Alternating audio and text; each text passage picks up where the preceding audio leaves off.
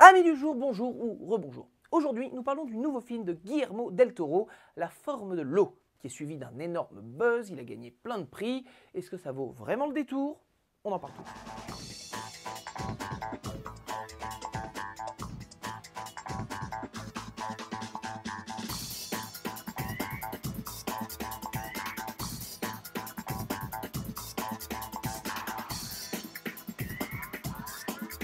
Bon, déjà Guillermo il arrive, il sort d'une mauvaise passe pour deux raisons. La première, il n'est pas arrivé à monter son projet Hellboy 3. Et ça c'est putain de triste.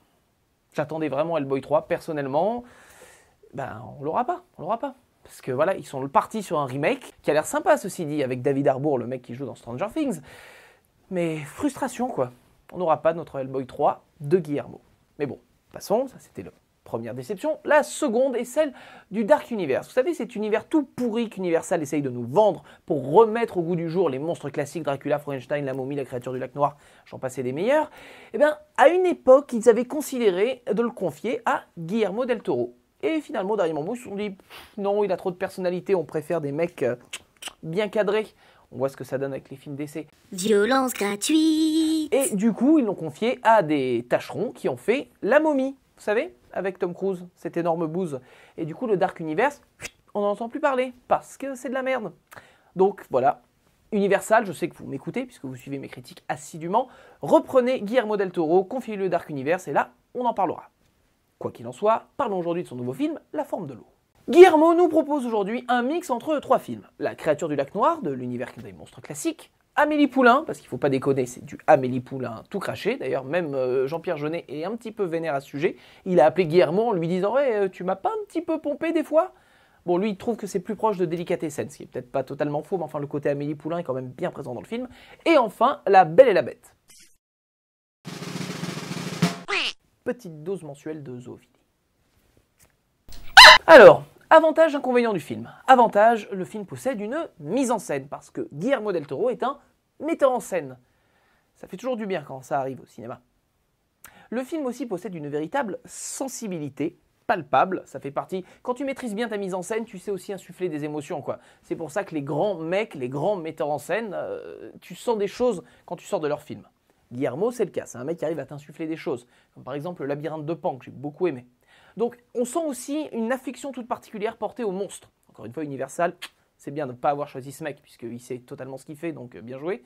On sent vraiment l'amour qu'il a des monstres, évidemment, à une échelle plus grande, des personnes rejetées, du rejet en général. Il l'exprime bien, il le montre bien, et ça ne peut que nous toucher, pour autant qu'on y soit sensible. Dernier avantage, les acteurs, parce que ça soit Richard Jenkins, Michael Shannon ou Sally Hawkins, Octavia Spencer, ils sont tous très très bons. Seulement maintenant, des avantages, l'histoire, bon, est un petit peu prévisible, du moment qu'on part sur des schémas un peu classiques, à La Belle et la Bête et compagnie, on n'a pas vraiment de surprise, à part peut-être dans le développement du méchant, le personnage de Michael Shannon, qui est intéressant. C'est un gros mois pour les méchants, parce qu'entre Black Panther et La forme de l'eau, Michael Shannon, ils ont bien développé les méchants. Ça n'a aucun rapport, les deux univers n'ont rien à voir, mais ça fait plaisir de voir des gens qui travaillent leur scénario et qui donnent un antagoniste crédible. Donc, à part ça, l'histoire est malheureusement assez prévisible. On est rarement pris de court, on va dire. Si vous êtes habitué à voir des films, j'entends. Ensuite, mon problème principal avec le film, et c'est un problème totalement personnel, peut-être que vous ne l'avez pas ressenti, c'est vraiment l'histoire d'amour. Je m'explique.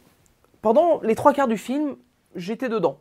Le côté, je ne développerai pas de spoiler comme d'habitude, mais je vais essayer un peu de tourner autour. Le côté, la créature emprisonnée, la fille qui essaye de la sauver, ça fonctionne, il n'y a pas de problème. C'est dans la bande-annonce, donc c'est pas un spoiler. Seulement, passé ça, la créature fait des choses et on justifie ses actions en disant « c'est un animal ». C'est un animal sauvage, c'est un animal. Et après cela, l'histoire d'amour évolue, on va dire, poliment.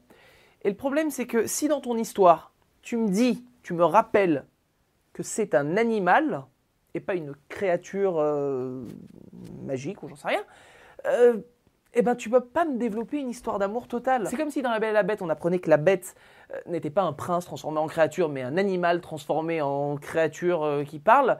Ça sonnerait nettement moins bien l'histoire d'amour.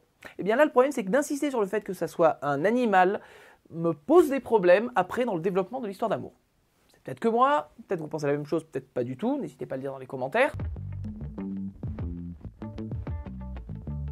valait mieux pas rappeler que c'était un animal et continuer à développer ton histoire tranquillement. Mais le fait de me rappeler que c'est un animal m'a un petit peu bloqué dans la lignée.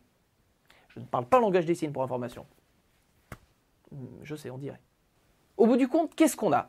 Un bon film, ça c'est sûr, mais après on va pas s'enflammer non plus. C'est pas un chef-d'œuvre, c'est pas un excellent film non plus. Il est bien mis en scène, bien joué, l'écriture laisse un peu à désirer, et après votre appréciation personnelle de l'histoire d'amour va un petit peu jouer sur l'intégralité du métrage. Donc, bon film, voilà, ça fait toujours plaisir de voir Guillermo. De toute façon, big up Guigui.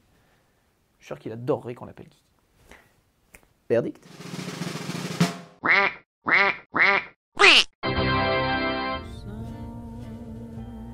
Voilà, sur ce, je vous dis amis du soir,